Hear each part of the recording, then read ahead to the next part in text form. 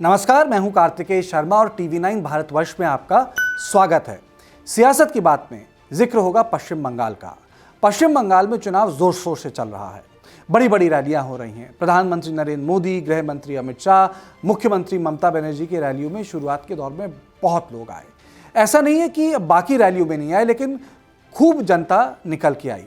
लेकिन बाद में जो बाकी रैलियां हुई भारतीय जनता पार्टी की, जिसमें कुछ मुख्यमंत्री, पार्टी के बड़े पदाधिकारी और केंद्रीय मंत्री पहुंचे, तो वहां भीड़ निकल के नहीं आई। इसको लेके ममता बनर्जी की सोशल मीडिया टीम ने जमकर इस्तेमाल किया। उन्होंने बार बार ये प्रचार किया कि इन नेताओं की रैली में भीड़ ही नहीं आ रही है।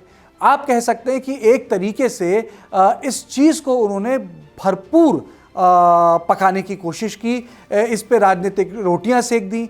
अब बीजेपी को लगा कि ये तो मामला गड़बड़ हो रहा है। ये फीडबैक उनको लेना था कि ऐसा क्यों हो रहा है, तो फटाफट फ़ोन घुमाए गए, लोगों से बात हुई, स्थानीय नेताओं से फीडबैक लिया गया, सिविल सोसाइटी के नेताओं से फीडबैक लिया गया। पूछा गया कि भाई प्रधानमंत्री के लिए भीड़ आ रही है, अमित शाह के लिए भीड़ आ रही है, पर पार्टी के पदाधिकारी हैं, केंद्रीय मंत्री हैं, मुख्यमंत्री हैं, उन लोगों के लिए भीड़ क्यों नहीं आ रही है। तो फीडबैक ये आया कि भाई स्थानीय नेताओं को आपको आगे रखना पड़ेगा। हर आदमी वहाँ हिंदी समझ नहीं सकता है, और हर आदमी को वहाँ जो आप सोचते हैं कि दिल्ली में बड़ा नेता है, यूपी में बड़ा नेता है, मध्य प्रदेश में बड़ा नेता है, वो वहाँ उनके बंगाल के लिए हो सकता है बड़ा नेता नहीं हो। और बंगाली भाषा की एक लय अलग है, उसका मिजाज अलग है, तो उसके लिए आपको स्थानीय नेता चाहिए।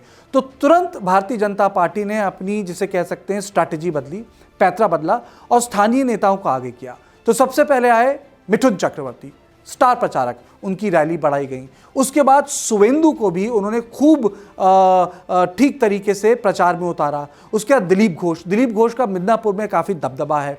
शुवेंदु का दबदबा जंगल महल के इलाके में, जहां पहले चरण में चुनाव होने वाले हैं, वहां काफ़ी इज्जत दांव पे लगी हुई है, क्योंकि उस इलाके में झारखंड के जो नेता हैं, कांग्रेस के और झारखंड मुक्ति मोर्चा के, वो ममता बनर्जी के लिए कैंपेन कर रहे हैं। तो जिसे कहते हैं टाइटली कंटेस्टेड ये इलेक्शन है। तो ये एक बहुत बड़ा course correction Bharatiya Janata party ने पश्चिम बंगाल के चुनावों में बीच में किया है। तो अब इनका मानना है कि प्रधानमंत्री की रैली होगी खूब सारी, अमित शाह की रैली होगी खूब सारी, लेकिन जो बड़े बड़े नेताओं के जो रोड शो किए जा रहे थे, बड़े बड़े नेताओं के लिए जो रैली की जा रही थी जिसमें हज़ारों लोगों को लाना था, वैसा नहीं किया जाएगा। और दूसरी इसमें एक और बात है, अप्रैल का महीना आ रहा है, गर्मी बहुत है, बहुत उमस होती है।